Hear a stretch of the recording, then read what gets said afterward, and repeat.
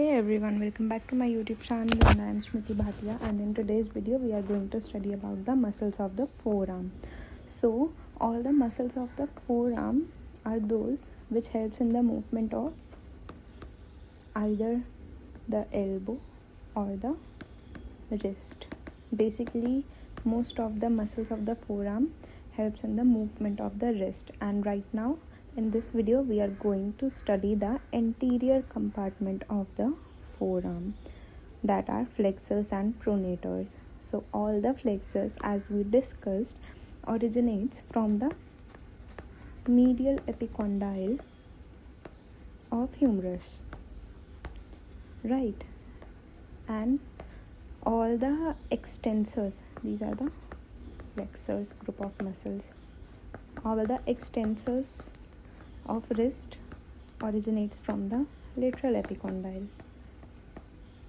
of humerus. Okay, so right now we are going to study only the flexor compartment or the anterior compartment, we can say.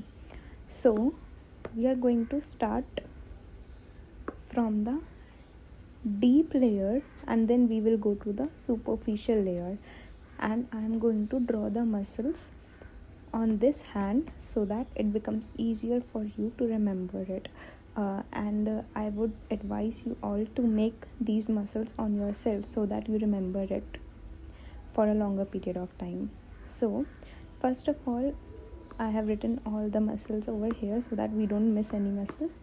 So the deep layer, starting with the deep layer, first of all we are going to look at the pronator quadratus. So pronator quadratus starts with the ulna and inserts over the radius. So the pronation of the hand is the movement, like this hand is turned in this direction and we are showing the nails to the person. Okay, so that becomes the pronation of the hand, this turning movement of the hand in which the nail faces upwards is the pronation, right? So this pronation is done by the two muscles, that is pronator quadratus and the pronator teres muscle. So the pronator quadratus starts with, pronator quadratus starts from here, from the ulna. This side is the ulna, this side is the radius. So this will be the medial side and this will be the lateral side, right? It starts from the ulna and goes and attaches to the radius. So this is the pronator quadratus. It helps in pronation of the hand. The next muscle is flexor pollicis longus. I'm going to change the color and let's take it this. Flexor pollicis longus. Pollicis, the term pollicis refers to the thumb, and longus means the long muscle. Okay, so flexor pollicis longus, it helps in the flexion of the thumb. So it inserts over the thumb and it originates from the radius, from over here, and it goes till there. This is the flexor pollicis longus. Next up we have is the flexor digitorum profundus. We have two muscles, the one is profundus and the one is superficialis. So the profundus muscle, flexor digitorum profundus, that means it flexes the digits, and the profundus muscle inserts over just above the DIP joint, okay, over here.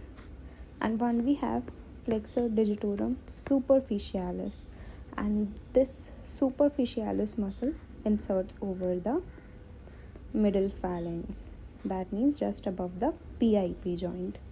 Okay, so right now we are studying the flexor digitorum profundus. Flexor digitorum profundus starts from the ulna and goes all the way to the distal phalanx, right, like this. Okay, these are the deep layers of the muscles of forearm. So it goes and attaches over here to the distal phalanx. Next we have covered the deep layers. All these are the deep layers. Next we are going to study the intermediate layer. In that comes the flexor digitorum superficialis. This is superficialis. So drawing superficialis with the, okay, let's take red color. Okay, so it starts from the medial epicondyle of the humerus.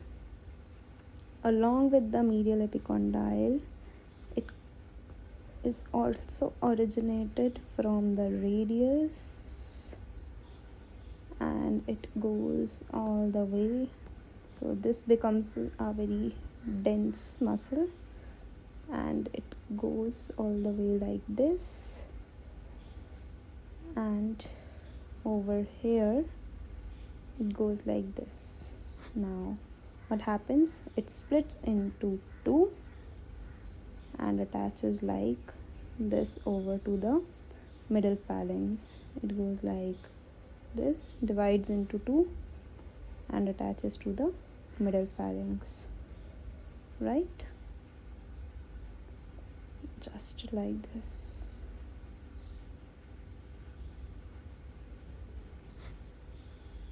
So this was the flexor digitorum superficialis. That means it is present superficially to the profundus muscle. Digitorum means it helps in the movements of the digits, right? Next we have flexor carpi ulnaris. Flexor carpi ulnaris, palmaris longus and flexor carpi radialis. Carpi ulnaris, flexor carpi radialis and the palmaris longus. Now these muscles originate from the medial epicondyle of the humerus and goes to the carpal bones. Okay, this is palmaris longus and this is radialis longus. All these three muscles originates from the medial epicondyle of the humerus. Palmaris longus is one such muscle that is absent in some people. Okay, so over here if we can see, okay, I will show it later on, otherwise I have to erase it all. Now let's see the pronator teres muscle. Pronator teres muscle originates over here and over here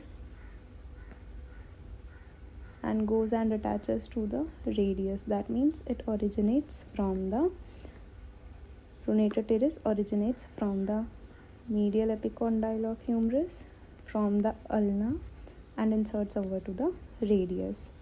And all these muscles are covered up by a flexor retinaculum that is present over this. So this is flexor retinaculum, right? Now if I erase this all, this muscle that we can see over here is palmaris longus. This is palmaris longus. This is flexor carpi radialis, and over here is the presence of flexor carpi ulnaris.